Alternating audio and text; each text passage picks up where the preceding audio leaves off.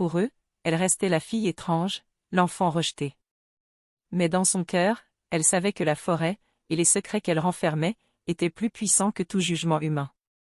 Ainsi, la jeune Kilu grandit en silence, rejetée par son propre père, ridiculisée par les autres, mais avec une détermination tranquille. Elle savait que, peut-être un jour, sa différence serait sa force.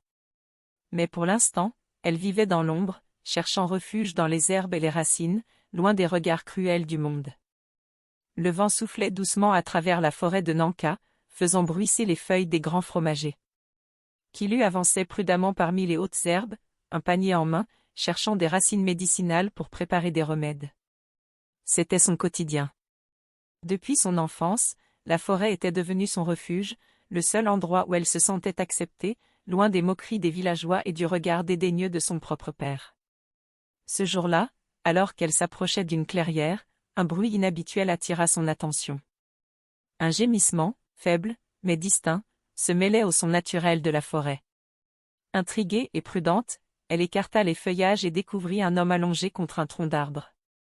Son torse était couvert de sang, et son visage portait une vilaine cicatrice qui semblait ancienne. Ses vêtements étaient déchirés, et ses yeux mi-clos exprimaient une souffrance extrême. « Qui êtes-vous » demanda-t-elle doucement en s'agenouillant près de lui. L'homme tenta de parler, mais ses lèvres tremblaient trop. Kilu observa sa blessure, une profonde entaille sur le flanc, probablement faite par une lame. Il devait avoir été attaqué récemment.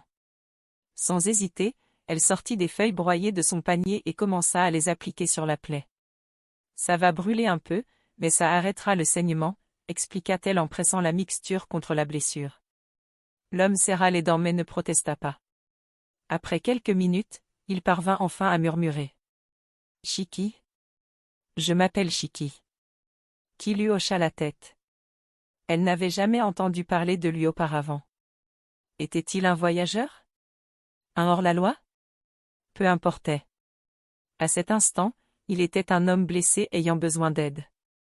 Pendant plusieurs jours, Kilu prit soin de Shiki en secret, l'installant dans une cabane abandonnée en lisière de forêt.